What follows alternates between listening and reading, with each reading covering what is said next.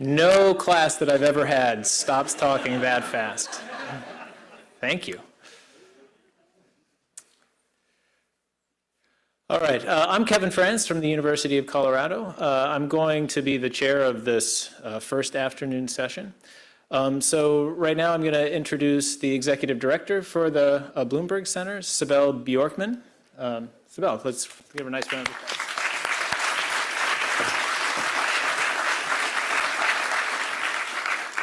Thank you.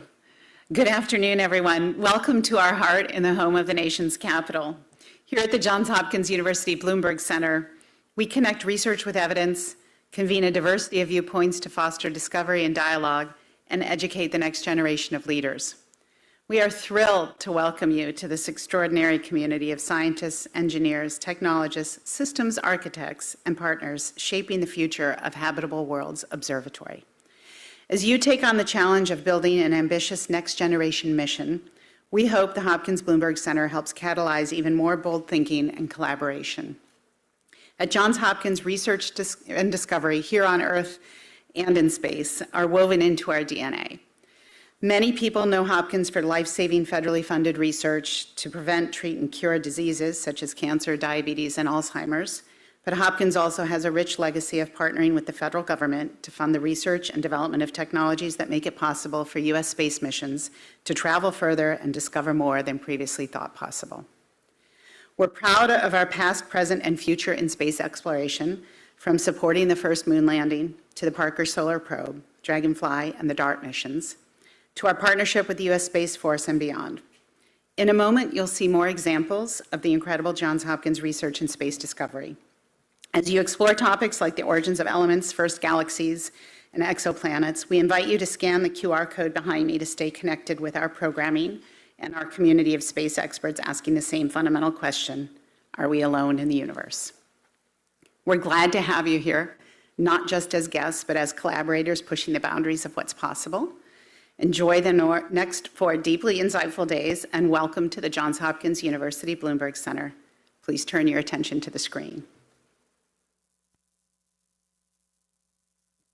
6, 5, 4, 3, 2, 1.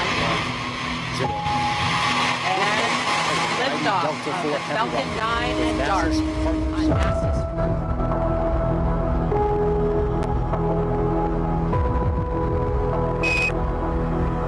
Coming down the ladder now. One small step for man.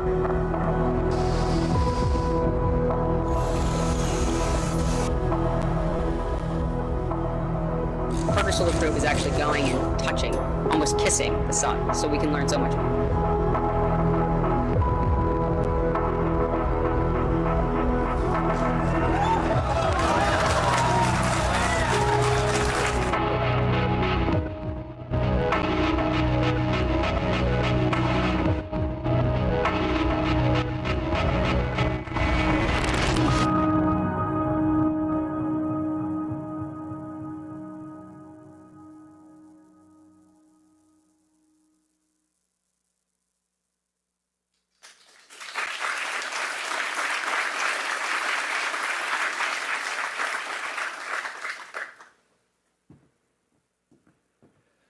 Okay, before we get started with the afternoon's scheduled talks, to continue with the airplane analogy, I was reminded that you cannot sit in the aisles during the flight. You cannot stand near the galley. Don't block the restrooms. Please use the ones in your ticketed cabin. All right. We'll start off the afternoon talks with Paul Scowen from NASA's Goddard Space Flight Center, who will tell us about science drivers and instrument capabilities for Hab Worlds. Paul.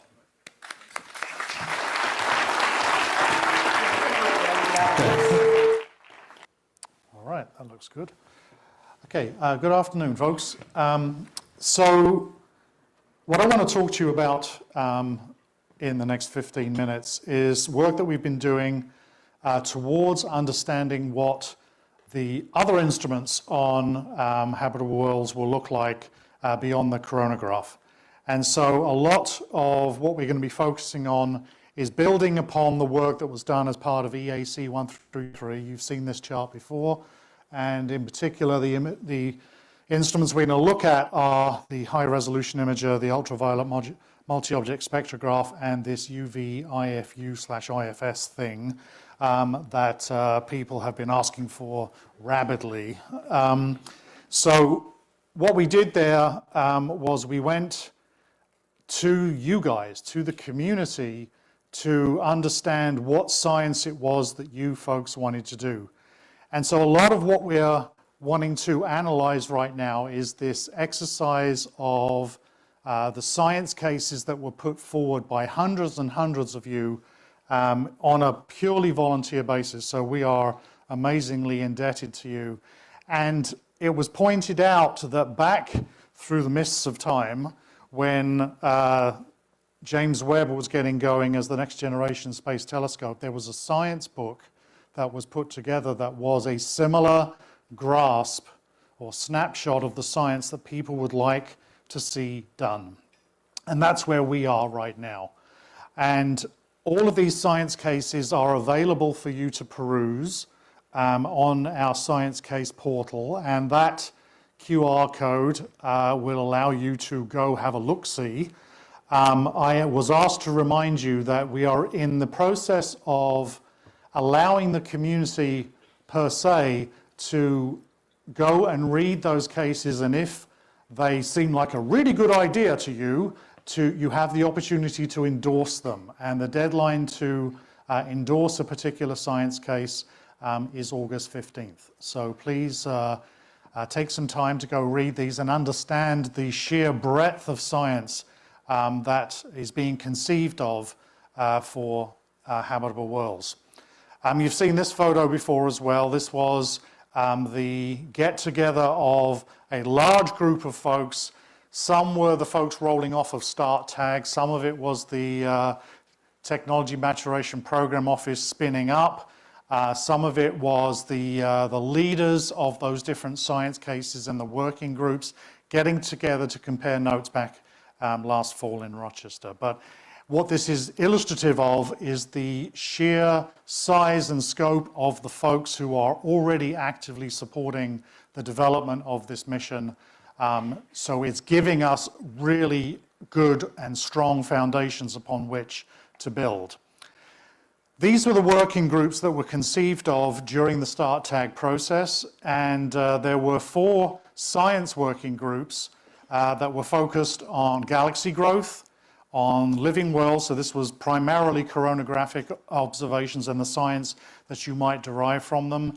There was the evolution of the elements, which focused on stars and interstellar medium, and then there was solar systems in context, which was looking at a lot of the bodies in our own solar system and understanding what they might represent in terms of the larger scope of exoplanet science, but to understand what we can learn when we're up this close to a particular target versus looking at a target at distance. But all of these science cases, there were more than 60 of them, and they had a very broad scope of material, of the kinds of things that we could do with Habitable Worlds with those 3 kinds of instruments that I was talking about before. You've seen a version of this slide as well, but the point is the breadth of transformational astrophysics is really actually a little overwhelming, trying to get your head around it. And some of us did that. You heard already from Lee that a lot of us sat down and read through all of these science cases, and they are truly inspiring, but there's an awful lot of material in there to understand. As an example of this, the cycles of matter here, this kind, and you've already heard from Jessica because of the shuffle in the schedule, but this kind of an analysis requires a relatively wide field of view. It requires access to the ultraviolet down as far as we can go. It requires spectral resolution, as you already heard from Jessica, as high as we can go there as well. So these are all driving ideas, things that are really populating the capability space that we might enact for the instruments on Habitable Worlds. This is a related but slightly different idea, but the idea here is having multi-object spectroscopy at the very smallest scales angularly that you can facilitate over the full outskirts of these galaxies to get these numbers of sight lines available, amped up, and you will be able to see more about this in Joe's talk tomorrow afternoon as well. And then finally, this is where an exemplar of the kind of thing that's driving the IFU/IFS science, which is multi-object spectroscopy is great and covers a very wide field of view and enables these very high spectral resolutions. But for many science cases, you're working right at the spatial resolution limit of the observatory, and you want to get a spectrum for every resolution element that you get in there, and that's, what, of course, what an IFS gives you. And so when you're looking at an improvement in reach, as these figures illustrate, it allows you to get a spectrum for every single spot in that galaxy, and this drives the kinds of capabilities an IFU or an IFS might be able to provide to you.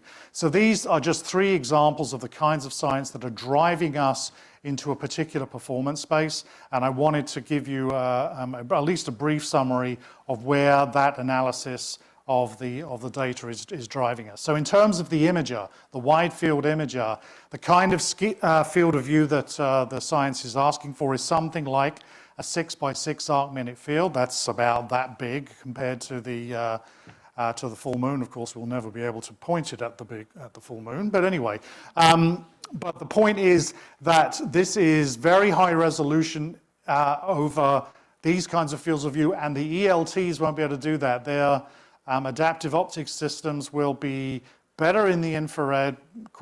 They maybe have some capability in the optical, but they won't be able to do it over this kinds of field of view at the same time. You've already heard from Peter on the kinds of science that he would like to see done, and this is really pushing the spatial resolution limit out to something like 1s-Wiki 18 to be able to resolve individual stars, because you'd have to resolve those stars first before you know where to put your spectral slit or aperture. So these are illustrations of that. In terms of wavelength range, the science goes all the way from 100 nanometers all the way up to 1800 nanometers. This is going to be a room temperature telescope. It's not going to be a cold telescope. There's some science where you can live with the thermal background above 1800, but that's going to be on a case-by-case basis. Again, all of these observations are hard or impossible from the ground because the atmosphere gets in the way at one end and it sort of partially gets in the way at the other end. So this is the kind of wavelength range that the science is really asking for. In terms of multi-object spectrographs, there's a number of different ways to solve this. The approach that was taken, of course, on JWST with NearSpec was the use of microshutter arrays. This is a technology that basically slaps down an egg crate grid and has a series of individually commandable apertures.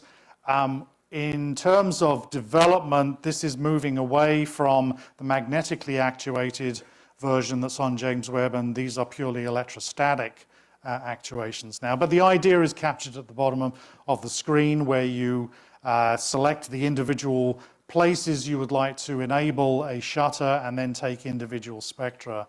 And this is, of course, the kind of thing that is possible right now with James Webb. These are data taken with NearSpec. In terms of performance, the field of view that the scientists would like enabled is very similar to HRI. The wavelength range that we've seen science discuss for goes into the red, but not too far into the near infrared.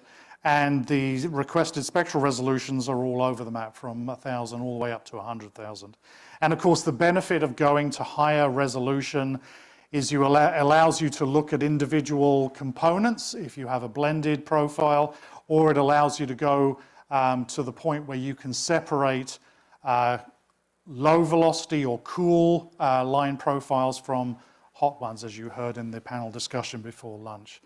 So the range of spectral resolutions here is quite large, and so we would have to look at the specific kinds of modes that we'd be seeking to enable. I have unashamedly stolen this from Brian Fleming.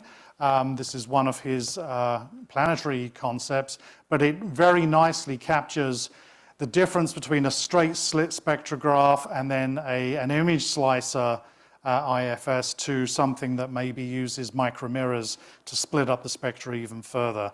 I encourage you to attend his talk tomorrow to learn more about the different design possibilities, because it is his work with Emily Witt that has actually seen the flight of an ultraviolet IFS in the last few years. The kinds of specs that come out of the science that people asked for was a little bit all over the chart, but they were driving down to the spatial resolution at 20 milliarc seconds, much more modest fields of view, 5 by 5 arc seconds, and modest spectral resolution. But the trick here is the number of spectra that come out of the back end of this. That is a challenge when it comes to the image slicer you have to use and the acreage in the detector on the back end. So when it comes to the technologies that we need to consider and make sure that we're developing them adequately, there's all kinds of different technologies that are on the table. The really encouraging thing is that all of the key technologies that we're envisioning for these instruments are already at TRL 3 or higher. So we're not starting with a blank sheet of paper. There's a lot of money that's already been invested by NASA and our international partners to advance these. So for far ultraviolet detectors, the microchannel plate technology, of course, has years and years and years of experience and demonstrated performance. We'd be looking for these for between 100 and 250 nanometers, large form factors, very low noise, and the ability, of course, to count photons, because we're so, in many science applications, we're very photon limited. In the near ultraviolet into optical, we've got a number of different architectures that we could consider. Ultraviolet enabled CMOS, ultraviolet enabled EMCCDs, like has been baselined on Fireball. We have the possibility of silicon carbide solid-state detectors, which have come actually out of Planetary science investment in technology development. And there's another flavor of MCPs out there which uses bialkali in the photocathode to enable that wavelength coverage. In the infrared, to enable the infrared channel of the wide field imager, we of course have the option of leveraging the H4RGs, but then there's new technologies like the Leonardo LMAPDs that are coming up the curve as well that might be worth considering as we look forward in the technology development. With regards to mirror coatings, there's been quite a renaissance in moving forward to produce lithium fluoride coated optics that have a protective layer on the front of them. There's a number of different recipes out there. Our colleagues at Colorado have been flying some of these mirrors, and this has really raised the maturity of the technology and improved our understanding of how stable they can be. The trick now, of course, is getting them onto a very big mirror, but that is regarded more as engineering than it is technology development. In terms of multi-object selections, I already talked about microshutters. The current version that's in development at Goddard could actually produce the kind of fields of view that the scientists are asking for in a 2x2 setup. This is a much larger array than has been flown before. But there's also the potential of using micromirror devices appropriately coded for the ultraviolet, and we're looking at both options as a way to do this. In terms of the gratings, you already heard for calls asking for really good low scatter UV diffraction gratings. There's a lot of work being done right now to borrow techniques from the X-ray with E-beam lithography and other approaches to produce these ultra-low scatter optics. And I think this is work that's well on its way to delivering what it needs to. And then in terms of filters, there's a real desire to have imaging in the far and near ultraviolet as well. And there's a number of different technologies using both reflection and transmission approaches that allows you to produce reasonable width profiles of transmission, but also provide this really strong solar blind effect that blocks out the light at longer wavelengths, because especially in the solid state detectors, they're going to get real sensitive to the red when you don't want it to. You want the far ultraviolet to be where it needs to be. And then finally, the business of image slicers. There's been a lot of technology development by partners around the world in this direction, and there's a real strong possibility for producing some very remarkable advances for integral field devices. So the bottom line in the end is that we've had the luxury of a community of hundreds of scientists who've defined this very ambitious and world-class suite of transformational astrophysics science. And we've determined from that the range, at least initially, the range of instrument capabilities that are required, the technologies that are needed to make those a possibility are already in development, and we believe we understand, by working with all of these different development groups, 26 of them around the US and around the world, about how to advance them. And the technology maturation plan that defined was handed into NASA headquarters in May and is under review right now. And the graphic at the bottom here shows how we're already worrying about how to package these very complicated instruments. And I thank you for your time.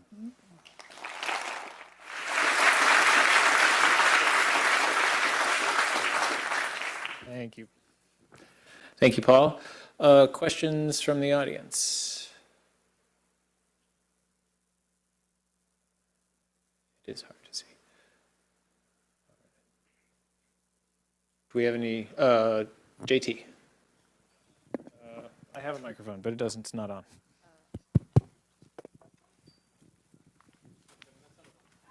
It's on? All right, it's on. Look at that.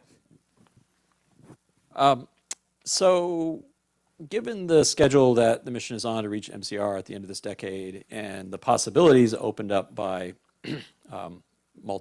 even more bays than we thought we had, what should we think of as the time frame for saying, all right, these are the instruments we're going to build, they're going to have these components in these modes, and that's it?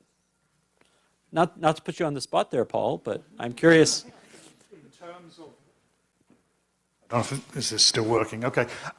In terms of when we finalize the complement, is that what you're saying? What I'm really wondering is, when is our best chance, or maybe last chance, to put in a newer technology that's currently at a lower TRL? I think that right now we're still relatively flexible in that regard. We defined the technologies that you saw in this presentation, and we put together a maturation plan for those. But if someone comes up with the new hotness and it's something that totally knocks the capabilities out of the park, I think we're open to thinking about it. But and it's a very big but, we don't want that to define our critical path. So it's going to have to be a reasonable proposition. Got time for a quick one? I've got one from online. So from David Ardilla, it sounds from the talk that the space for the instruments is still very open, a wide range of wavelength and resolution limits. What is the decision process going to be? It's, honestly, it comes down to maturity of the technology. All of these have technology aspirational development paths to make it to MCR by whatever time that ends up happening. Some of them will make it, some of them won't. In terms of flexibility for adopting a particular, how many modes do you want to put on your MOS? That kind of thing. It's going to come down to the reality of packaging it. Some of these are already a real challenge in many regards. And there will be some things where they're basically asking for unobtainium, and that's just not going to work. So, yeah. Okay. All right. Let's thank Paul again.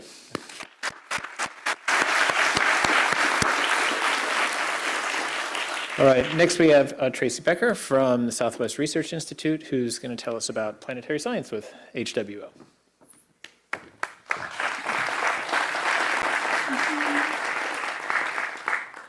Okay, all right, thank you everyone. I'm really excited to bring everybody back down from all of the cool galaxies and stars that we've been talking about and bring it a little bit closer to home to our own solar system. So I'll be kicking off a few different talks about solar system objects. And so thank you for the opportunity to talk about it. And so we've seen this discussion already today about what does it mean to be habitable? What is that habitability zone? Well, in our solar system, we have one data point in our universe right now where we know that life is sustainable and exists, and that's here on Earth. And we really define that habitable zone based on where liquid water can be maintained on the surface of a planetary body. And so Earth nicely fits in that. Perhaps Mars is in there too. And this is really just the region where it's not too hot, not too cold. It's really that Goldilocks zone. And this region can move in, it can move out depending on if the star is hot or cold. But really, it's this relatively narrowly defined region in space. And maybe that's okay. You know, we knew we were going to find exoplanetary systems. We knew there are a lot of stars out there. We knew that there were going to be a lot of planets around all of those many, many stars, and that some of these objects would fall into this category. And ultimately, we have in fact found some of those. But if we weren't doing the type of study that we're doing right now in our own solar system, we wouldn't realize that there's actually a much broader range of what could be defined as habitable. There are a lot of worlds in our solar system right now that are potentially habitable places. And this is where we're doing deep dives now into understanding more about these worlds to see if in fact they are habitable. Many of them are moons of the outer planets, but even asteroids get included into this category. And so really this region of habitability could be a lot more expansive than just the more traditional habitable zone. I'm going to touch on a few of these, but if you really want to understand why many of these are considered habitable, you should see Richard Cartwright's talk later this week. But I'm going to highlight 3 that I think are important to consider. The first is Titan. Titan is a moon of Saturn. It has lakes that evaporate into clouds that then rain back down and refill up those lakes again. Only because of the temperatures by Saturn, this is actually methane, liquid methane turning into methane vapor, rather than what we see on Earth with water. But it's still the same process. Can that sustain life? I don't know. It's not life that we know of, at least right now. But there are NASA missions like Dragonfly that will be going to investigate this world more thoroughly. There's Europa. Europa is a moon of Jupiter. It's about the same size as our moon. It's an ice shell with a liquid water ocean underneath. There's more liquid water there than in all of Earth's oceans combined. That's pretty impressive. Yeah. Multiply that by 2. So a little bit extra impressive for you.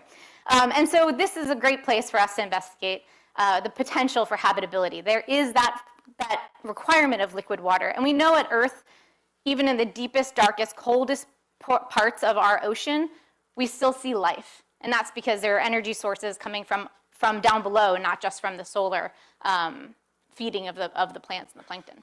And so Europa Clipper is on its way. It was launched last year. And that's the first real dedicated mission to understanding the habitability of a world. And that's what that mission will do.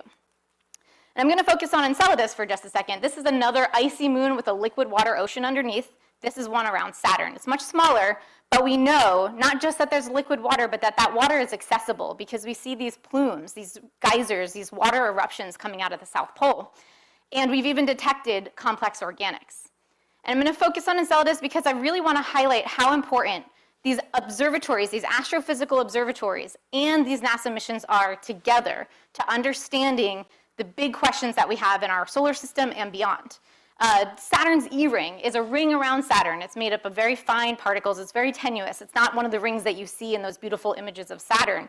But it is a ring, and it is detectable from Earth, and it was detected first in around 1980.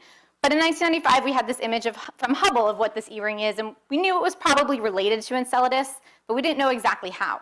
Until the Cassini mission got there and actually saw those images that we showed in the previous slide of the water vapor being erupted and the fine water particle grains being erupted out of the South Pole. And this actually is what's forming this ring around Saturn. So these types of rings can be forming around planets, possibly planets forming them around their stars.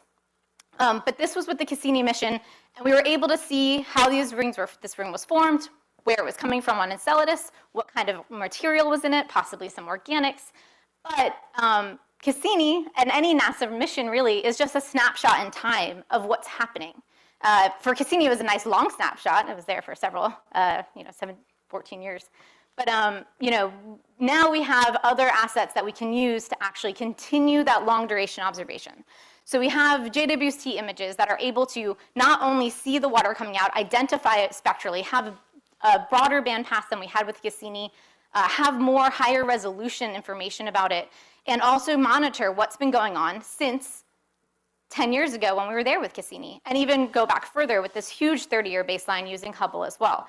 And we can, in fact, state now that with JWST, we see that the same amount of water is being erupted from Enceladus as we saw with the Cassini mission 10 years ago. So whatever geologic mechanism that's happening on Enceladus is consistent. It's been constant at least for the past 10 years. And we can continue to monitor this with telescopes like Habitable Worlds.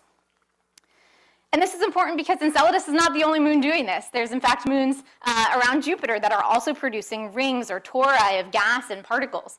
Io is the most volcanically active body in the solar system. It is spewing material, sulfur, oxygen, SO2, into the environment. This is the archetype for the lava worlds that we're looking for in exoplanetary systems. It is a lava world. The point of this slide really, besides to highlight the fact that there's all these different complex interactions that are happening, is that we can actually identify those kinds of complex interactions. We can look for some of the signatures. Sulfur, oxygen, H2, these are all really clearly detectable in the UV. And so we can see them with habitable worlds in our solar system, but perhaps we can even see them, and if they're thick enough, perhaps we can see them in the exoplanetary systems as well. And that would be a clue that there's some sort of geologic activity happening on those more distant worlds.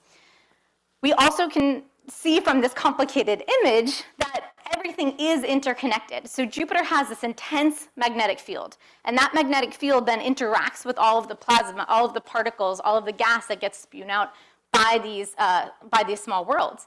And that material can actually get funneled along the magnetic field, and then we can see it in the aurora itself of the planet. You can actually see footprints of the satellites on the aurora. Now imagine with habitable worlds, if we actually look, especially in the UV where aurora can be very bright, imagine if we're looking at an exoplanet and we see a slight variation in the UV brightness, and we can identify that as a potential aurora or northern lights happening on that world. That's really powerful because that could tell us that there's a magnetic field there. Maybe that magnetic field is protecting that planet like Earth's magnetic field manages to protect us from the solar wind and maintain our atmosphere. Maybe it means that there's an intense radiation environment there, like at Jupiter, where you have such a powerful magnetic field, 20,000 times more powerful than Earth's magnetic field, that you get intense radiation. Now that might mean that your moon that is around it might not be quite as habitable, because standing on, for example, the surface of Europa, you're going to get Chernobyl levels of radiation within an hour, and you don't want people or any kind of life form really living on top. But that same radiation might actually be what can be a catalyst for chemical reactions on the surface of an icy world like Europa that can then get subducted and feed or support the life that might be in the ocean underneath. So a magnetic field maybe is good, maybe is bad, but either way we need to know about it, and we need to understand the ones that we see here in our own solar system. Studying Jupiter's is important because it acts differently than ours. We're seeing two different end cases of really strong and slightly weaker magnetic fields. And so what we need is this repeated and long duration observations in our solar system to be able to understand these interconnected processes that are constantly occurring. Looking in the UV and the visible is really important. The main transitions for a lot of the atoms and basic molecular compounds are in the UV. And so we can look for those at ultraviolet wavelengths and detect the composition of the material that might be coming out of these moons or these planets or whatever disks we're actually looking at. And so I'd just like to show some beautiful pictures of our outer planets, but all of these planets have unique processes going on. These all have magnetic fields, they all have rings, they all have moons, and all of these things are interacting. Uranus is on its side. What happens if we find a planet like that in our exoplanetary systems? Will that help us understand why Uranus is on its side? Because we still don't really know what happened, what kind of collision that might have been. And how does that affect the magnetic field around our planet Uranus? Because it's not aligned with the tilt of the planet. How does that affect the moons that are buried within that magnetic field? These are the questions we're still trying to figure out about our own solar system. And we need to know those answers before we can make those stronger hypotheses about the ones that we find in exoplanetary systems. Now, I love these beautiful optical images, but of course, when we look at planets at different wavelengths, we get to see a whole different world. This is some incredibly stunning images from JWST of those 4 large planets. And you can see the rings, you can see the moons around some of the planets in this image. You can see the cloud structure. There's so much we can learn from from JWST right now, and imagine what we can do, especially as a UV scientist, what we could do with Habitable Worlds, which would advance what we can do from Hubble right now. And I want to just focus real quick, also maybe because I like rings in general, but planetary rings, being able to study these at this resolution, we haven't been able to do that before from Earth. And so what's really nice about having the rings is that we know from Cassini, we know at Saturn, that not only do moons sometimes produce the rings, like we saw with Enceladus, or produce other rings from getting bombarded by micrometeoroids, but we also know that the rings actually can pop out some of these moons. The moons are actually built in some of the rings and then migrate outwards. And I think that like planetary disks and exoplanets being formed probably has some relevance there. So there's a lot of interesting fundamental science we can learn by studying our own solar system that has applications to protoplanetary disks, to exoplanet formation, to galaxy spirals, just like we see even in Saturn's rings, we see the same types of spirals that we see in galactic arms. And so there's a lot of applicable science there. And of course, we also want to know about the interiors. The aurora will actually help us. The magnetic field kind of tells us what's going on in the interior. Juno's doing a great job of exploring Jupiter's interior right now, but we know that Jupiter and Saturn have very different interiors than Uranus and Neptune. Is that just a function of where they formed? Is it just a function of their size? What happens when these planets migrate? We see exoplanetary systems that put our solar system on its head, right? The bigger planets are interior, some of the smaller planets are exterior. So there's a lot of questions that we need to know about, again, about our own solar system before we can understand what the makeup might be of these exoplanetary systems. And so having the ability to mask the central planet, I'm going to put on there, like we were talking about masking the central star, would be really nice, because then we can get a closer look at the rings and the moons around these bodies. And having that stability for stellar occultations, watching a star go behind the atmosphere, gives you really good detail information about the chemical composition of the atmosphere. It's the same concept of as an exoplanet transiting, only you get a star, one single point source, going through a narrow region in the atmosphere. And you can get not only just the composition, but the vertical structure of that atmosphere by looking at that star as it goes behind the atmosphere of the planet. Same with the rings. You can get a lot about the structure of the rings. And of course, there are some worlds closer to home. Mars is that one that actually is in the habitable zone here on Earth.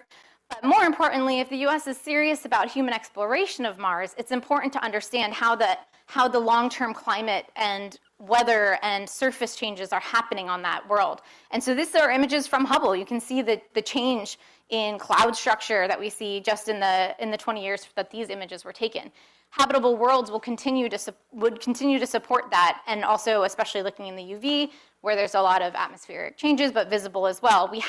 Obviously we have rovers going around on Mars, but you're only getting a small piece. Even the satellites, they're only getting a small piece. With an astrophysical observatory, you can get that global picture of what's going on with Mars. And that will definitely support human exploration there. And I won't leave out some of the smallest, coldest objects in our solar system continue to surprise us with geologic activity. So I've focused on the big planets and their little moons, but some of the objects orbiting the sun might actually have some surprises when we look at the small objects orbiting some stars out beyond. This was the best image of Pluto from Hubble as of just shy of 10 years ago, or just over 10 years ago now. And this is the image that we got with New Horizons when we flew by Pluto. And this is almost about the resolution we could potentially get with an 8-meter class telescope. And so we could actually look and see this kind of structure on Pluto. And what's even crazier is that when we look close up at Pluto, we don't just see colors that are clearly different. This was not a boring, icy, rocky object at the distant part of our solar system. It has a ton of geology. It has mountains and glaciers made out of nitrogen. And so there's a whole world to explore at places like Pluto, and we haven't even seen a half a year on Pluto since it was discovered in 1930. We haven't even made it a half year, so we don't know what the seasonal variability is on worlds that are this far out yet. And so now we're seeing things that far out in other planets, in other solar systems. We're seeing exocomets and debris disks around other stars, and the distribution of all these objects is really important to understand how that solar system formed and evolved. So JWST has opened up a whole new era of understanding the small bodies in our own solar system and where they might have formed and where they've evolved to. We're getting the composition at a resolution of, especially of these outer body objects, these trans-Neptunian objects, the centaurs, and the Kuiper Belt objects, in a way that we did not ever have access to before. So we really know where, you know, for example, if you see ice on an object that's kind of close into the sun, that would be surprising because we would have thought that that would have evaporated off or sublimated off. If we see a distant object that has no ice, maybe that implies that it was once closer to the sun and is now farther out. We can tell a lot about how these objects have evolved with time. And so just to highlight some of these, this is a Kuiper Belt object, Erikoth. This is a comet. You know, these are the types of small bodies we're looking at. This is Chariklo. It's a centaur. I bet you didn't see in your history books that, or in your science books as kids, that small rocky bodies could have rings, but it turns out none of us thought so either, but we found them. We found them on more than one body as well. And then asteroids, and you're going to hear a lot more about asteroid science from Dr. Thomas's talk next. But what we see really is that how these things are mixed up in our solar system matters because we now have the dynamical models. This one is the NEAS model, and we've done a lot of modeling since then that have shown us that as the planets moved in their own orbits, they got locked, especially Jupiter, Saturn, maybe Uranus and Neptune involved in there as well. They got in a gravitational sync-up, essentially, that completely disrupted where all the small bodies were in the solar system. Now, some of that material maybe is what ultimately brought water to Earth. Maybe it was some of these kinds of processes that ended up allowing some of the colder objects to really come in and bring in some of that water. Maybe the water on Earth is mostly from asteroids. It's still a lot of scientific discovery going on there and understanding of these bodies. But maybe it means that if this has not yet happened on an exoplanetary system that we're seeing, we need to be, warn them that these things might be coming. We don't know, but this is the types of stuff that if we can see how our own solar system is formed and evolved, we can use that to understand the exoplanetary systems. And vice versa. So I'm going to just say we need the target tracking for this, and we need high-res imaging to get the shapes of those bodies as well. But it also works vice versa, right? We didn't know 20 years ago, we didn't really think of our solar system as being as dynamic as it is. We kind of thought the planets probably formed more or less where they are now. But it turns out that they didn't, and they've moved around quite a bit, and they've mixed everything else up. And so looking at the different distributions of planetary bodies in these extrasolar solar systems can help us to better understand what's going on here at home as well. And I would be remiss not to mention the fact that one of the best possible ways to study the composition of an exoplanetary system might be to actually watch one as it comes from a distant solar system right in through our own solar system. So we've detected 3 of these interstellar objects so far. We're going to detect more with observatories like Vera Rubin. But this is the one that's currently in our solar system, 3I Atlas. It's going to get as close as 1.3, 1.4 AU from the sun. And what a time. We have all of these telescopes that we can point to at Hubble, JWST. Possibly a lot of the spacecraft is going to fly very close to Mars. It's going to be within an AU of JUICE and Europa Clipper.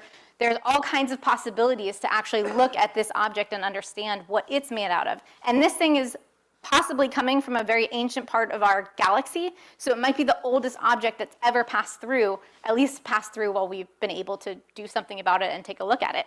And so this is a really exciting opportunity, and we'll need that tracking capability for Habitable Worlds because we won't want to miss it the next time one of these comes through. Maybe that'll be the 100th one that we've discovered by then. But either way, we want to know what these things are made out of. And this one in particular is very cometary. It's already got comet-like activity, and so UV observations of that will be really important to identify the gases that are baked into possibly an exoplanetary's Kuiper Belt or cometary object that just got flung out by that system. So it's a really exciting opportunity. We wouldn't want to miss these with our fancy newest telescope. And so lastly, I will end with just this idea that we really do need this continued support between the large astrophysics observatories and the NASA missions to really get to the core answers. We can see what we can see with the telescope. We can use that same knowledge to look beyond, but it's the in situ missions that will also help us to really make sense of some of that data that we get. And all of this works together to understand those exoplanetary systems and have those help us better understand our own solar system here at home. This is our laboratory, though, to explore beyond. And so you've seen this question before, are we alone in the universe? Honestly, Habitable Worlds is our chance, possibly within our lifetime, to answer this question. Thank you.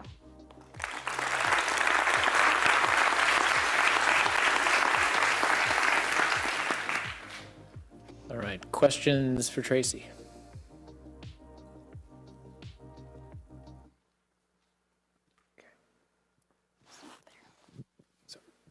Mark. Hey, Tracy, great talk. Mark Postman here.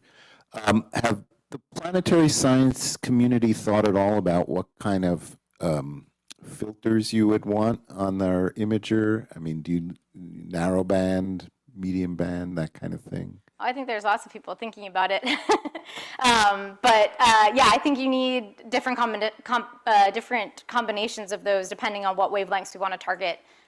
Personally, I think high resolution and parts of the UV that are going to identify, especially the types of emissions or absorptions from anything that could have those key, like SO2, H2, the ones that might be those key indicators for life. We want to see those within our own solar system, and I know that the exoplanetary community wants to see that as well. So yeah, there's probably a lot, but I don't know the exact answers for what's been fully discussed yet. All right, other questions? Okay. Nothing online? Okay. Tentative hand. Okay. All right, let's thank Tracy again.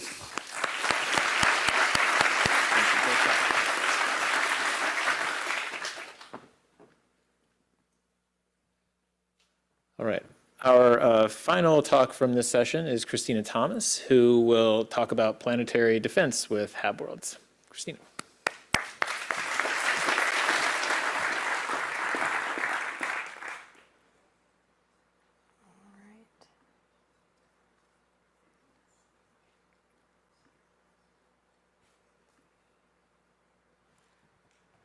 Okay. Hello.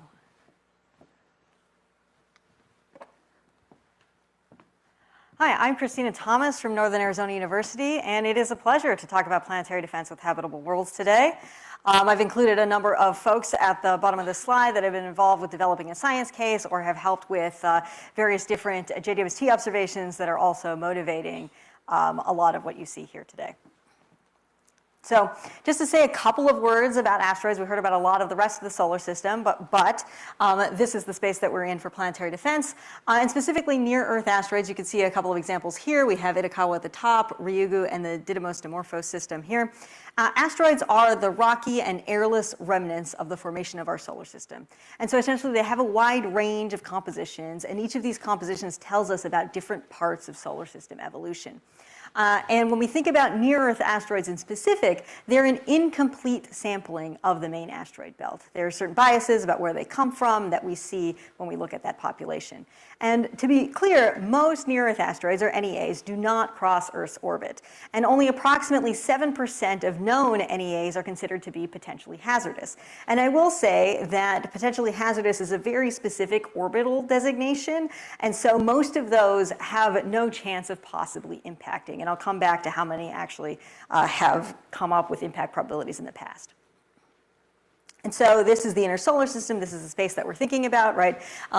Very straightforward. We have the terrestrial planets here, the main asteroid belt between Mars and Jupiter. And again, a lot of these NEOs are coming basically from the inner main belt. The near-Earth asteroid space is very unstable. And so they have a dynamical lifetime of about 10 million years. And that means that near-Earth space is constantly being replenished from the main belt. And so that we're seeing constant material come back in. And the population that we are observing at any given time is directly linked to the sources that are providing that material. And so really, I just kind of want to conceptualize that a lot of this space is not empty. There's actually a lot of material in this space. Here's a 3D representation of the inner solar system. You can see each of these lines represents the orbit of one of the inner planets, and Earth being this white one here. There is a lot of material. And even then, this is a bit outdated, so there's even more material here than there is in this animation.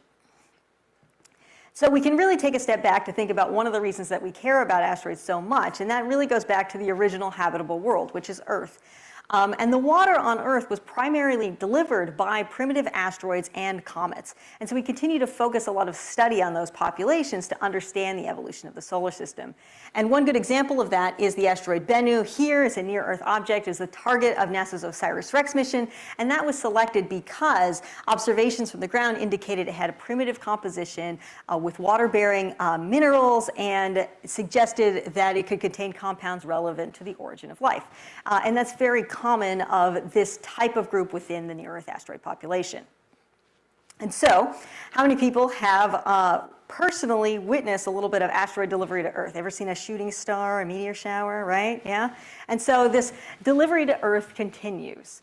And there are a couple of really key examples that led to the creation of the field of planetary defense. And the first being the impact of Shoemaker-Levy 9 into Jupiter in 1994. Here you can see a near-infrared image, and this is one of the essentially scars from that comet impact going there. And the second being the fireball over Chelyabinsk, Russia in 2013. And together, these really built up a lot of interest in planetary defense, and for NASA, accumulated in the founding of an office, the Planetary Defense Coordination Office, in 2016. And so Chelyabinsk is one of the few examples where there was actually injuries as a result of an asteroid entering our atmosphere. And so that was part of the reason that everyone got very excited. But there's been a lot of other examples since, very well-documented examples. Here over Ontario, Canada in 2019, this one was actually really interesting because we actually discovered it as an asteroid before it hit the planet. And then other continuing to be well-documented examples, Colorado 2023, and most recently earlier this year in Georgia, right? And so these are getting national press coverage. But if you take a step back, this is actually happening very continuously, right? These are not the only examples of fireballs, so that meteor energy entering into the Earth's atmosphere. This is a recent plot showing all of the fireballs back to 1988. And so you can see here, a relatively low energy is going to be a small blue dot, and larger energy entering into the atmosphere is going to be much larger in red. This red one up here, in fact, is Chelyabinsk, Russia in 2013. And so these are all of the subfields. These are the components of what planetary defense is made of, right? And this is all under, again, the Planetary Defense Coordination Office. And this is not just thinking about missions where we go and we crash into asteroids to actually deflect it from impacting the Earth, right? There's a lot of different components here. And when it comes to telescopes and the astrophysical assets in particular, we're really focusing on these two over here. And so Habitable Worlds will be optimized for search, detect, and track. That's where we take follow-up observations to understand where it is in the solar system and improve our orbit, which in turn improves our understanding of what the impact probability would be, and then characterize. And by characterize, we essentially mean get the size and the composition, because the size of an object and what it's made of is what's going to go into our calculations of the kinetic energy that would be delivered through any given impact event. And so there's two key tests here that we used JWST for to really understand the capabilities that we have now. And that is first starting with the DART impact. And here, this impact happened in 2022. This is the double asteroid redirection test. We impacted into Dimorphos, you can see in the graphic, in the first test of kinetic impact for asteroid deflection. All right, and so essentially we crashed into the moon and changed the orbit. And we were able to observe in the hours after the impact with JWST. And the key part here is the term, the non-sidereal rate of motion. And so that's essentially how an object is moving across the sky, independent of how the stars are moving across the sky, right? And we had, because this was actually very close to Earth at the time, a very high non-sidereal rate of motion of 110 milliarc seconds per second. And this was far beyond the nominal JWST tracking limit at the time, which was set to 30. And that was actually defined so that we could do observations of Mars. And that got you a lot of the near-Earth asteroid population, but it really didn't get a lot of these edge cases, things that came close to the planet. And that's going to be where planetary defense lives. It lives in these edge cases. The rate has been increased to 75 following this set of observations. Now, the success of these observations really come down to a lot of people working very hard to make this program happen. And so you can see here an animation of this observation sequence. It just cycles through. The first image is just the Didymos Dimorphos system before the impact, and then you can see the material coming off. There's kind of some material here in particular as a result of the impact. And so in order to get these observations to actually work, we had to consider three very key things. First, again, the motion of the telescope, that non-sidereal motion, the availability of guide stars at the time we wanted to observe, and then the field of view of that guide star camera, because that told us how long we could observe for any given exposure. And so in this case, those were the considerations that set the cadence of the images. We couldn't make any science decisions about when we wanted to observe and how we wanted to do it. We had to fall within these guidelines. So we actually missed the impact by less than 10 seconds. The second set of observations that I want to highlight here that really sets the groundwork is 2024 YR4, which if you're an asteroid person, you know exactly what I'm talking about because you've been following this drama the whole time, but perhaps you're not. And so this was discovered on December 27th of 2024, so very late last year, and it was very quickly noted that it had a potential impact in December of 2032. And we knew that we only had a few months where we could observe it from the ground, all the way through early April, and then after that, we were done until 2028. We could not actually observe again. And so just to get a sense of that non-sidereal rate of motion and show you what we're talking about, it's this dot in the middle of this tracked field moving against all of these various stars. And so we can use JWST, right, to extend our observing capabilities. We can push fainter, and we can look at different parts of the sky than you can from the ground. And so I'm going to give you a little bit of background on what we mean when we're talking about planetary defense, and I'm going to start here with the Torino scale. And so the Torino scale is something that we use to categorize the potential hazard of an impact. So once we think that something might be impacting, we put it on here to assess the risk. And we use a couple of different things here, the probability of impact and the kinetic energy. And so again, the kinetic energy is tied to the composition and the size of the object. And so you can see YR4 right here in this dashed blue line set here as to how high it can get on the scale. And I said before that there are a lot of potentially hazardous asteroids, but not all of them are actually dangerous. In fact, only 60 objects of the last 25 years have even made it onto the Torino scale. The most famous of all of those is going to be Apophis, which was discovered in 2004. And it got up to a Torino scale of 4 at that point before we realized that it actually wasn't going to impact the planet. But if you are lucky, maybe you will see it do a very close flyby in 2029. Anyway, so here we have YR4 from our initial size estimate, and I will, give away the plot here. YR4 is not going to hit the planet. It currently has a Torino scale of 0. And so here's a chart talking about essentially what we can do with these observations. This is time from discovery along the bottom. We have quite a large number of observations, especially in the beginning when it was quite bright. And so here's the V magnitude falling over time. You can see the end of when we could do these ground-based observations. And one of the last observations to really improve the orbit was actually from JWST. And again, we're going to lose it until 2028, which is a really big deal if something's going to impact in 2032, right? Gives you a lot less time to plan. And so here's the impact probability evolution of this. Again, we have date here, and this is the NASA Sentry impact probability here. And so you can see a couple of key dates are noted. A couple of days after it was discovered, it entered the Torino scale at 1, and it steadily climbed until it got to the highest impact probability of 3.1%, which was reached on February 18th. A lot of other observations came in, and that probability has fallen. I will say, though, that it still has a 4% chance of hitting the moon.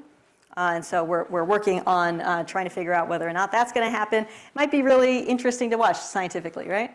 And so talking a little bit more about our observations. So this is essentially a test of the process. Like, how do we actually go through this? And so we put in a director's discretionary time request. It was accepted fairly quickly. The observations occurred in March. And one of the things that I do want to note here is that the guide star is really important to how we do these observations. And so there's a number of frames, including a sequence that was taken much later than this, where there were various different issues with a guide star acquisition where we lost some of the data. But, I'll circle back to that. Anyway, so we use these observations to determine size and improve the orbit. So here's from the press release, the actual observations. And so here, in this very nice field of view, you have this small object up here, and you can see it with the two different instruments. And we're actually able to determine the size of the object to be about 60 meters, or the size of a 15-story building, right? And GWST was the only facility that we could use to determine the size. And there's various reasons for that. But it's really exciting that we're able to do it. And it was also, notably, the smallest object ever targeted by the telescope. And really, these sets of observations together, the DART impact observations and the YR4 observations, really set the stage for how we can use astrophysical assets when it comes to near-Earth asteroids and the field of planetary defense in specific. And so here are kind of the general recommendations taking those two observation sequences into account. So number one, non-sidereal tracking is incredibly important. It's incredibly important for all of the solar system, but we really have to make an effort to push to some of the higher rates because, as I noted, planetary defense happens where the edge cases are. It happens when things are close to the planet, and that's when they're going to have really high rates of non-sidereal motion.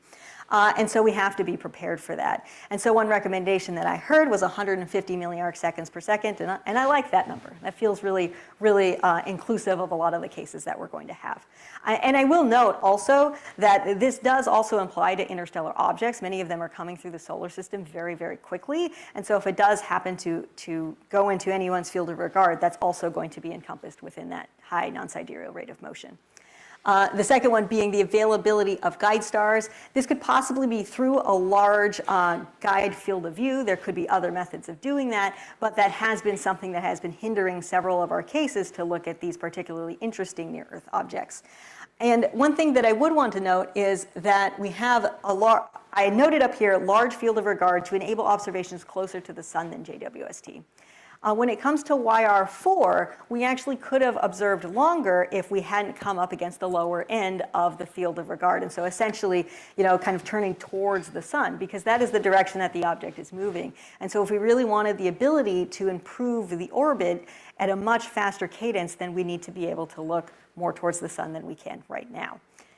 And those are my overall thoughts, and I'm happy to take any questions.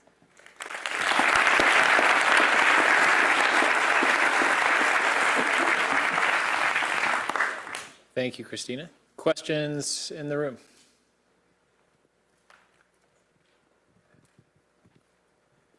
Well, I'll take chair's prerogative. And we'll get there. And sorry, I haven't got the prerogative. Yeah.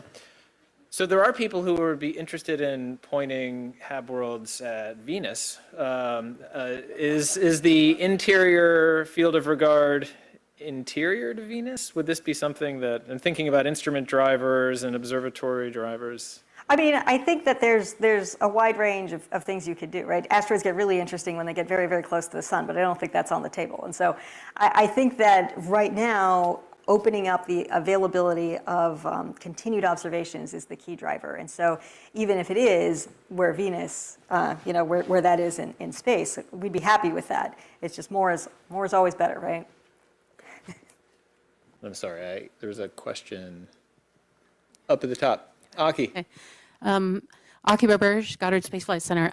Cristina, thank you so much for this talk. I really appreciate your clear guidance here about capabilities.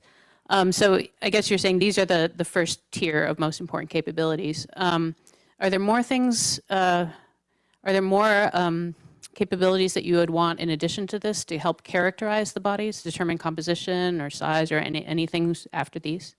I mean, many of the things are encompassed in a lot of what we see as the nominal instrumentation.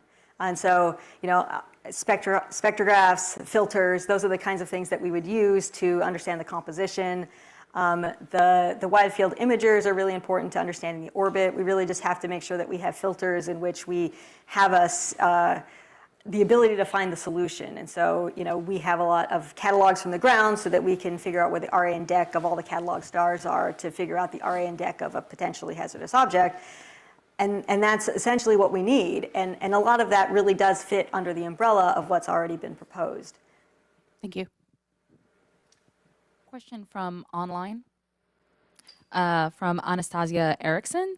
Is there anything that can be done about the availability of guide stars technology? technology-wise, my bad, being able to access fainter stars, higher SNR, so they don't get lost after acquiring, et cetera? I mean, I think that's a good question. Right now, one of the issues that I had with the Didymos observations was that the field of view for the guide star tracker is relatively small. And so if you're going very fast, you can cross it very quickly, which really limits how much time you can spend on any given target. And so, you know, I'm not a camera person, right? I spend all my time looking at asteroids, but if you just made that bigger, say, that could solve some of those issues. I think there are some relatively simple fixes, and there are some much more technological fixes.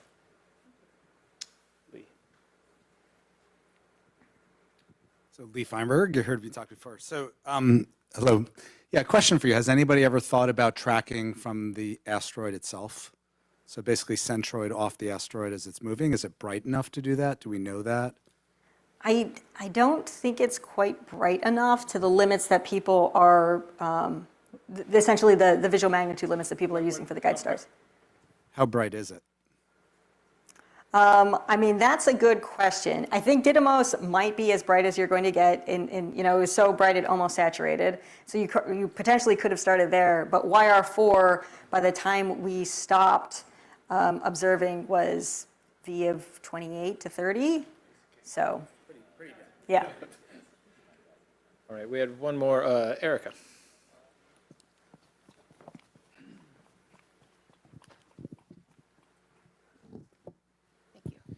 Hi, Erica, Johns Hopkins Applied Physics Lab. I'm wondering if you have any dynamic range requirements in order to look at really faint asteroids with potentially like really bright background stars that might either saturate or bleed out into obscuring these objects. Yeah, I mean, I think that's one of the interesting things about like the kind of science drivers that we would like to be able to pick, you know, when we observe based on things like that, right? I've definitely taken observations where we are actively trying to avoid being next to a bright star because it will saturate, because it will bleed onto the object and things like that. And so if we can avoid those times, then I think we're okay. And as long as we understand what the detector is doing and how that bleeding is likely to happen, then we can place our object in the right spot.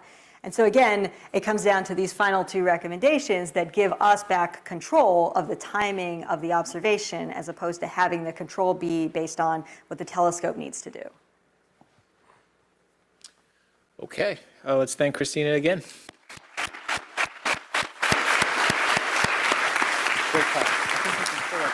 So we'll call the solar system panel to the stage, please.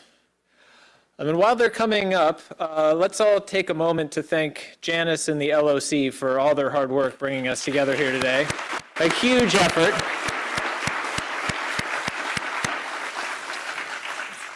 Okay, great. All right, so now we're going to do something we're not sure we're allowed to do and slightly rearrange.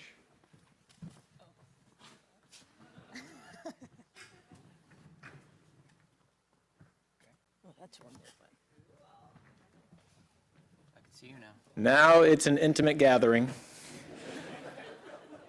This is the solar system panel that is going to be moderated by Heidi Hammel, who's an interdisciplinary scientist with JWST and the Vice President for Science at SWRI. So Heidi, take it away. Thank you very much. It's a pleasure to be here, and thank you to Tracy for a wonderful overview. We're going to do a little bit, perhaps a little deeper dive into some of the things that she went through very quickly. As you said, my name is Heidi Hammel. I've been using astrophysics assets for my entire career to study things in the solar system. And I want to thank the panel organizers, Richard Cartwright and Lynnae Quick, for producing a great panel. I just want to note, you've seen the words transformative astrophysics quite a number of times. And I want to remind all of you that the solar system is part of that. We are astrophysics too. We're just very local astrophysics. To introduce my panel, right here I have Shingo Kameda. He's told me he's interested in interstellar objects, And he also has quite a bit of expertise in the UV, IFUs, and IFSs that we've been talking about here, so we'll get into that. Next to him is Geronimo Villanueva, who I have worked very closely with on all of JWST observations of ocean worlds, of Mars. It's like almost everything. After that, you've already met Cristina Thomas, and she's already done a deep dive into the planetary defense aspects, but we'll talk more about asteroids, I think, in general. And then we have Laura Mayorga, who will be talking, I hear she has a special interest in Venus, and so we may be talking about, can we look at Venus? And she's also an expert in living worlds in general, so I'm hoping there's some good context for the solar system as analogs for living worlds. And last but not least is Kurt Retherford, who is a UV specialist, has done a tremendous amount of UV observations in the solar system. And so I'm looking forward to my conversation with all of these people. It's going to be a lot of fun. So, you know, I get asked this question a lot, like, why should we use our precious James Webb Space Telescope or Hubble Space Telescope to look at solar system objects? Don't you all send spacecraft to them? Like, why do you need to use our telescopes?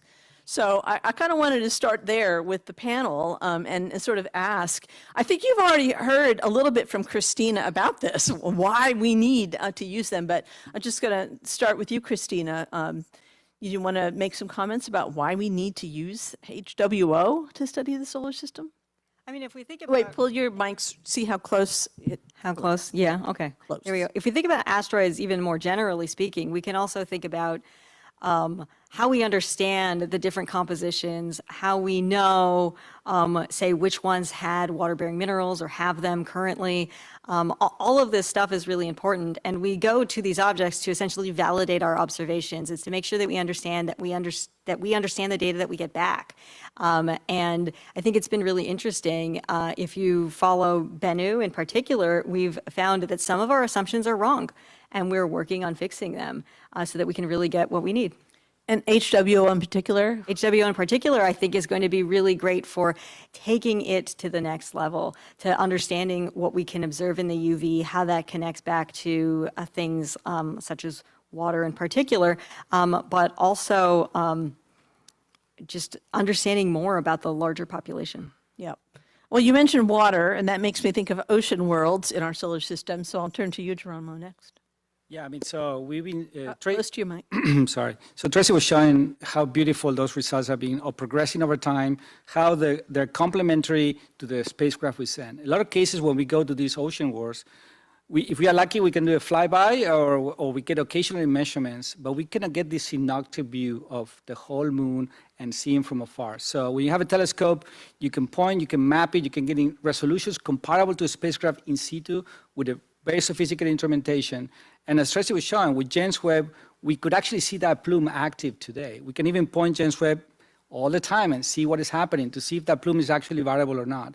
So for the exploration perspective and looking for water, the components of water and all the organic compounds, I mean, a Habitable Worlds Observatory with resolution and the instrumentation proposed is going to be great. Awesome. Laura, talk to us. Habitable worlds, what would you do if you had a choice in our solar system?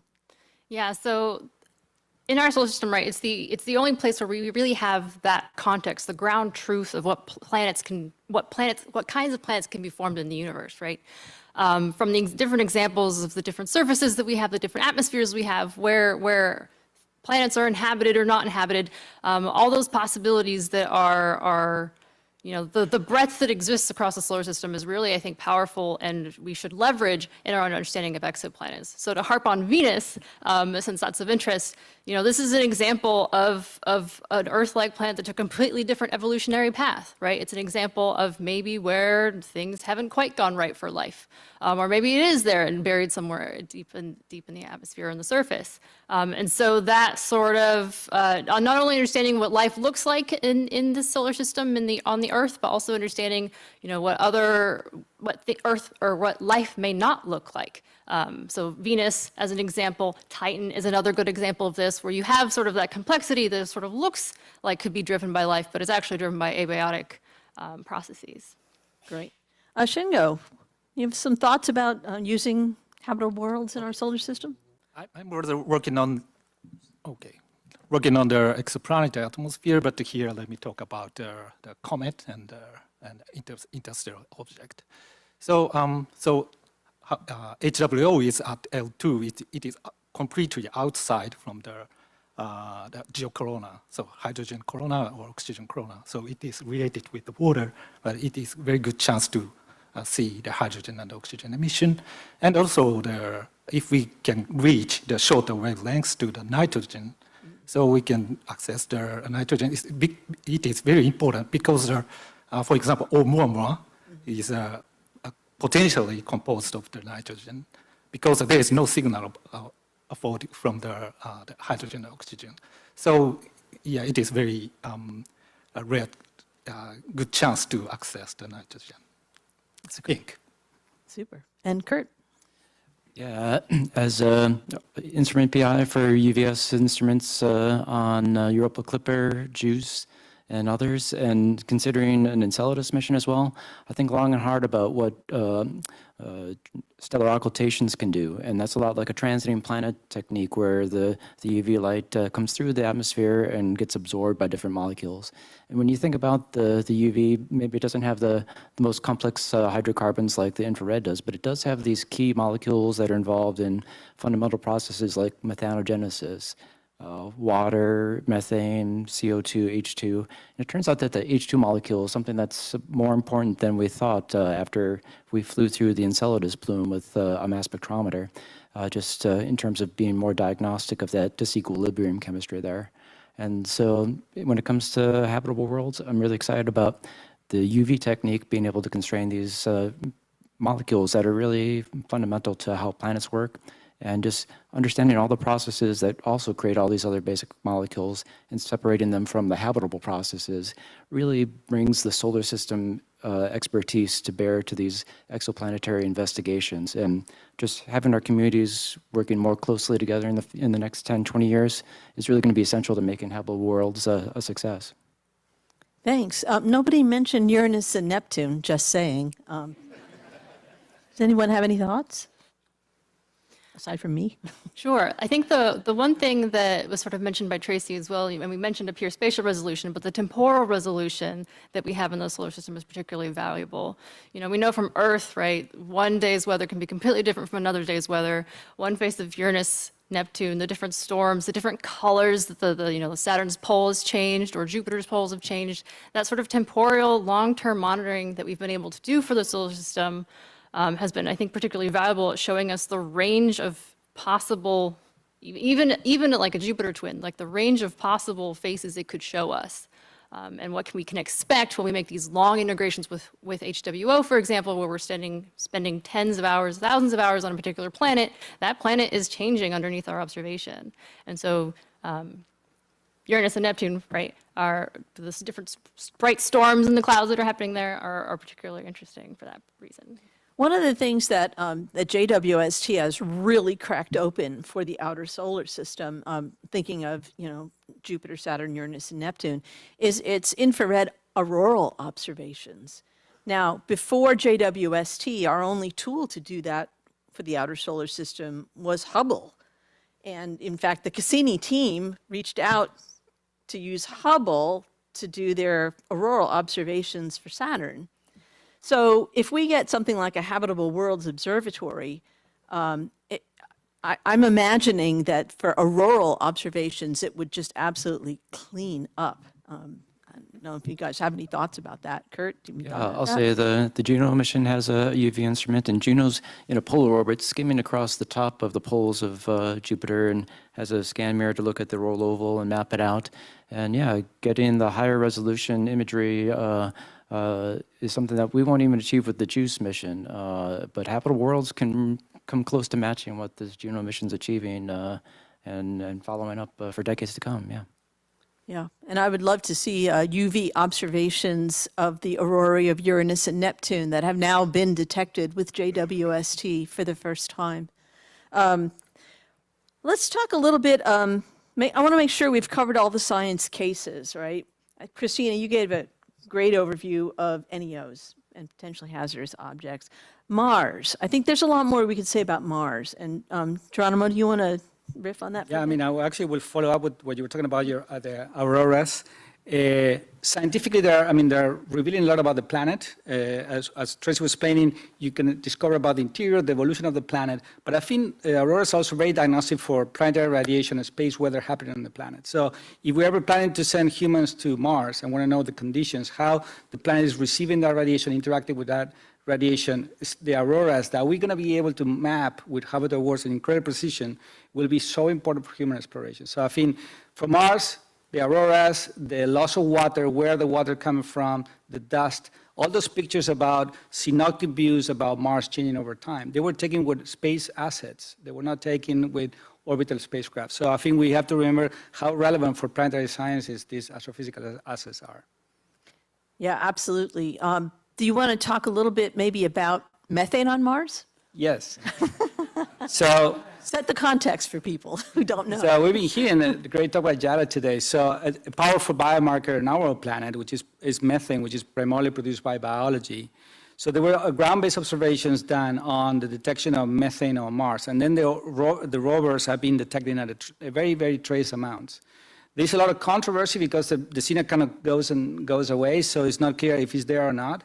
And I think the idea of potential habitability on the planet and the conditions for life, as we know it on a planet like Mars, help us to understand, astrobiology outside of our solar system. So I think we can use Habitable Worlds to understand planet first in our solar system. What are the things? Can that methane be there with Habitable Worlds? We can see it, we can search for it, and then we can apply that to exoplanets.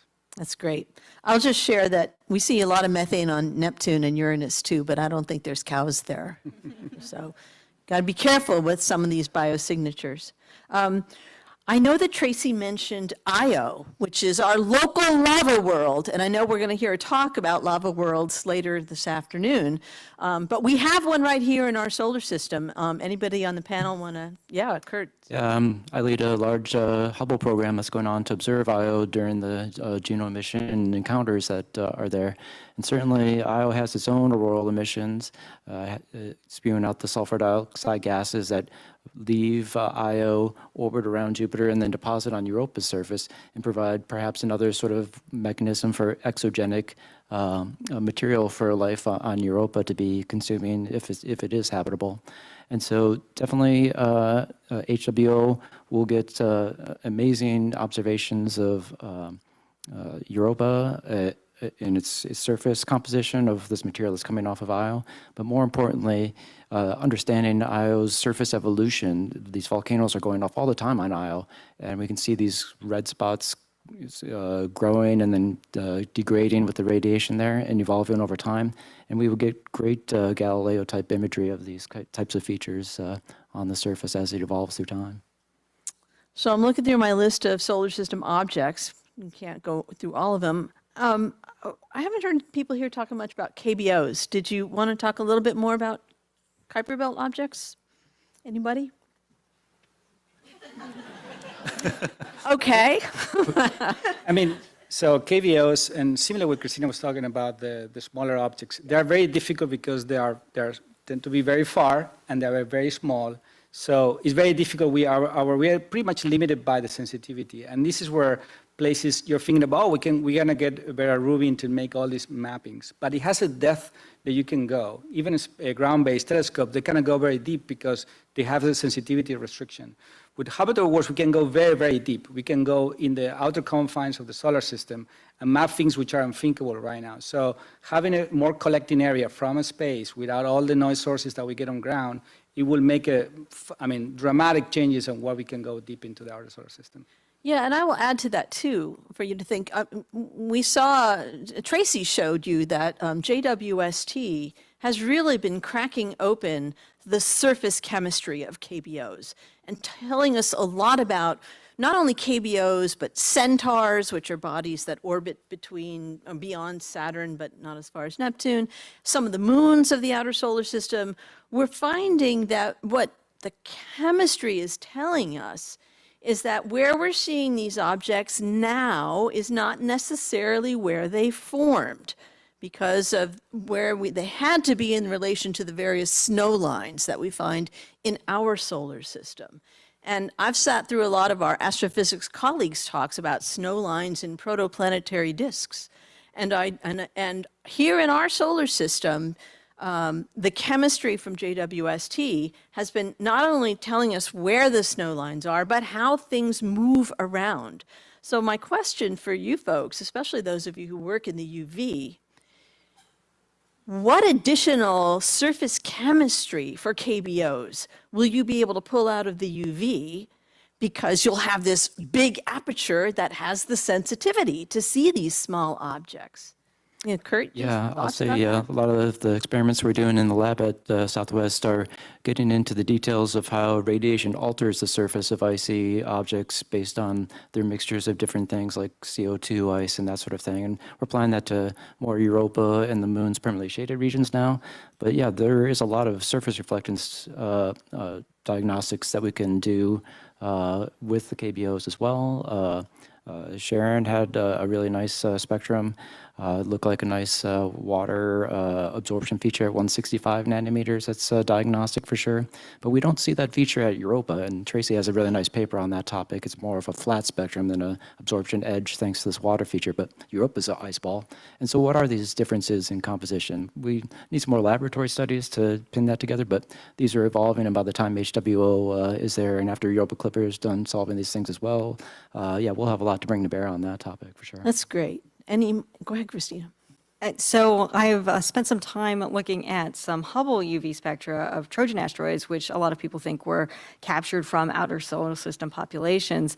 And one of the things that we see is that some of them can have features there that are diagnostic of the particle sizes, which tells you a lot about the physical properties on the surface. And so I think that could be really interesting to study in more detail. Yeah, especially if you could push that beyond the Trojans, into the Centaurs and then the KBOs as well.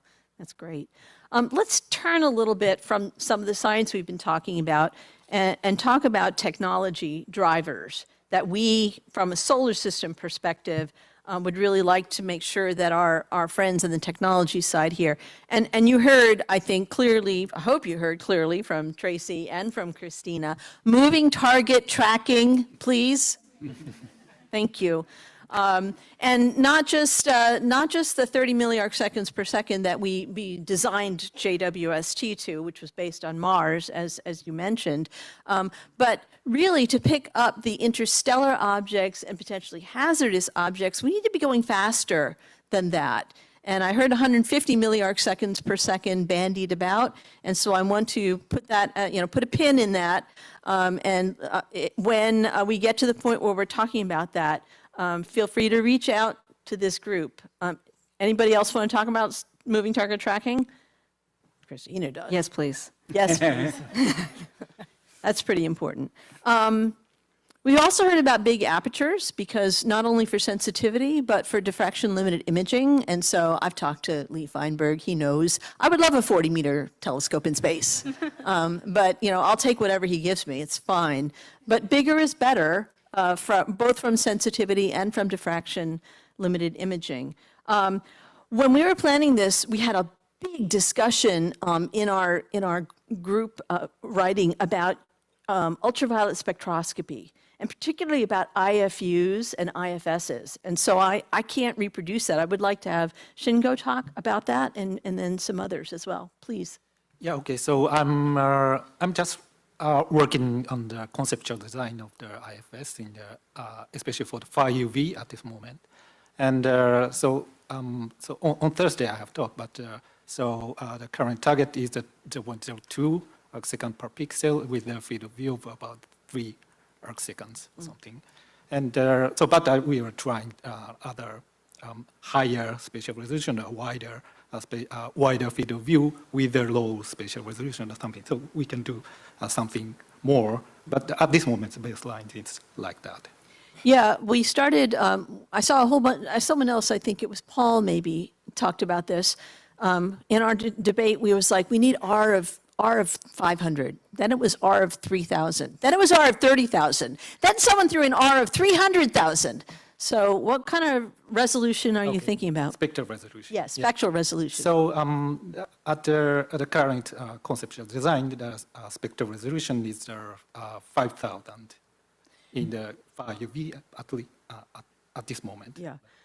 Kurt, and then Jerome, what does that get you? Yeah, I'll say with the UV spectrographs, we built, our resolving power is more like 200. And for the non-scientist, that's like saying there's a purple color, but no, like I know this is lavender. Like you can really narrow down the color that way, just to interpret what we mean by this resolving power of 200 or 5,000. And certainly, we'll never fly something with a resolving power of 5,000 to every single object in the solar system. So this is the way to really get into the different atoms and molecules and get rid of the degeneracy of all sorts of different features. The UV is really where the fundamental transitions, electronic transitions for atoms and molecules occur in a very diagnostic, basic way. And yeah, the more you can separate these things apart, the more you can identify those trace species on top of the bright things.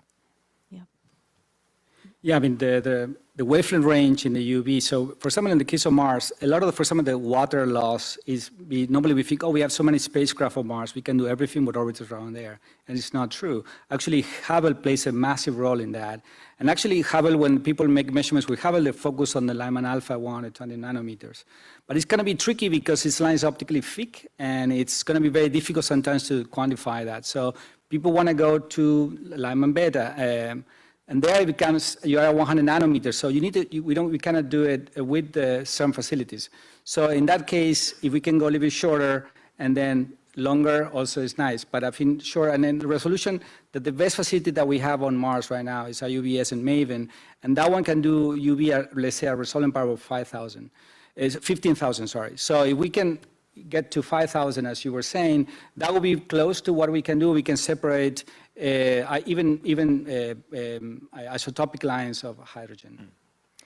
And on the short end, let me say going to 100 nanometers on the short end is great, but when you go to 90 nanometers, you really do get that H2 molecule that I mentioned is so key to that habitability investigation at Enceladus, for example. And that's a don't leave home without it wavelength in my brain. Something you mentioned, Laura, we were talking about long time scales and how important that is. And it seems to me that the way to ensure long time scales is serviceability.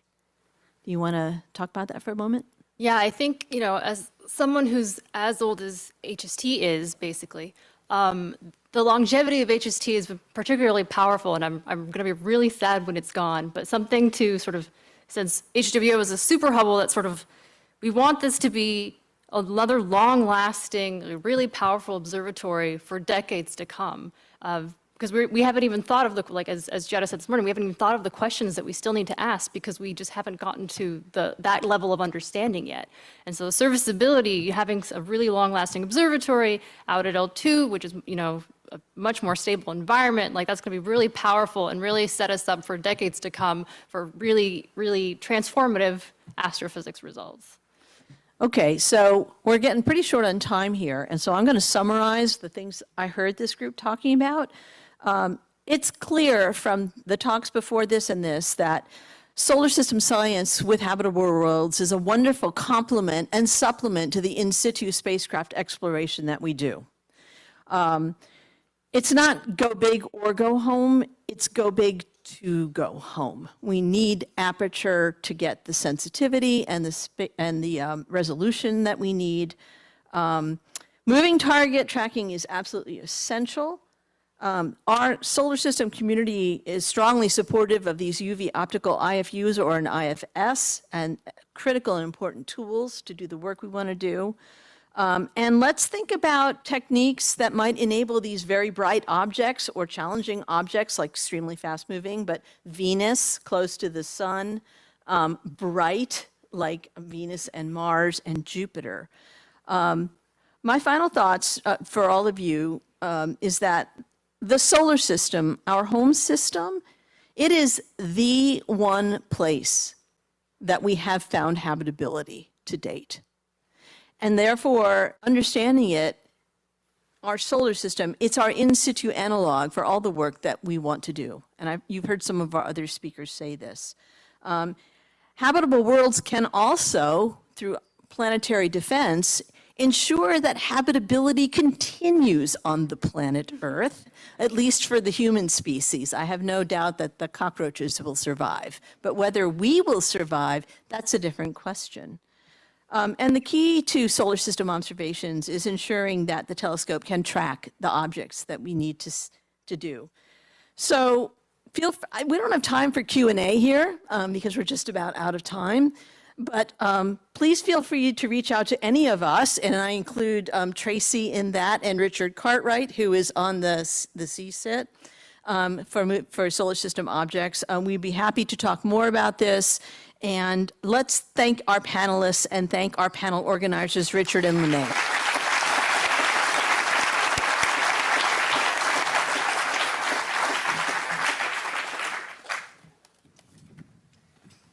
All right, that concludes our first afternoon session. We've got posters and break time, and we'll pick back up at 4:25.